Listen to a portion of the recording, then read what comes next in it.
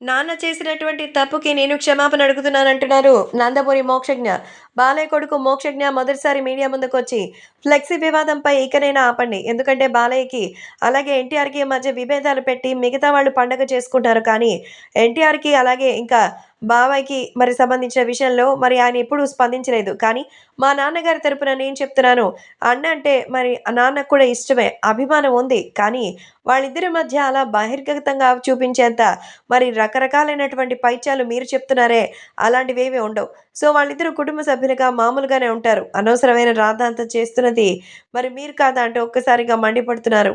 So, తాజాగా విషయాలు సైతం ఎంతగానో సెన్సేషన్‌గా మారుతోంది. ఏది ఏమైనా ఇప్పుడు అభిమానులు కూడా జూనియర్ ఎన్టీఆర్‌కి సంబంధించిన విషయంపై మోక్షజ్ఞ రావడం పట్ల సంతోషాన్ని వ్యక్తం చేస్తున్నారు. నందమూరి మోక్షజ్ఞకి పట్టం కడతారా లేదా అనేది పక్కన పెడితే, నాకే రాజకీయము, సినిమాకి సంబంధించిన బాధ్యతలు వద్దని మోక్షజ్ఞ చెప్తున్నారు. అందులో భాగంగానే ఇప్పుడు మోక్షజ్ఞకి సంబంధించిన విషయాలు కూడా సోషల్ మీడియాలో సైతం ఎంతో సెన్సేషన్‌గా మారుతోంది.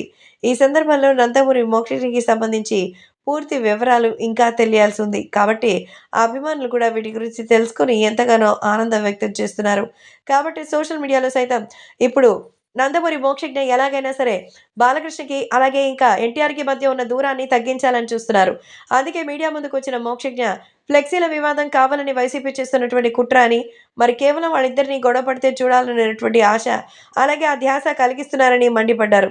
అంతేకాకుండా తన అన్నయ్య యొక్క విజన్ పైన ఒక మంచి ఉద్దేశ్యం ఉందని, అందుకే ఇప్పుడు మరి ఎన్టీఆర్ గారు ముందుకు రావడం లేదని తెలుస్తోంది.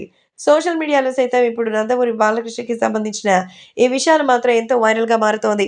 ఏదేమైనా మోక్షజ్ఞ వచ్చి మరి ఖచ్చితంగా ఫ్లెక్సీ వివాదంపై బాలయ్య చేసింది తప్పైతే మరి ఆయన తరపున నన్ను క్షమాపణ అడగడానికి నేను సిద్ధంగా ఉన్నానని, ఎన్టీఆర్ అన్నయ్య అంటే మా నాన్నగారికి ఎంతో అభిమానం, ఇష్టం ఉందని ఈరోజు ప్రపంచవ్యాప్తంగా ఆయన సినిమా గురించి మాట్లాడుతున్నందుకు ఒక గొప్ప మరి బాబాయిగా తాను ఎంతగానో గర్విస్తున్నారంటూ చెప్పారట. కాబట్టే ఈ విషయం కూడా ఎంతో వైరల్ అవుతోంది.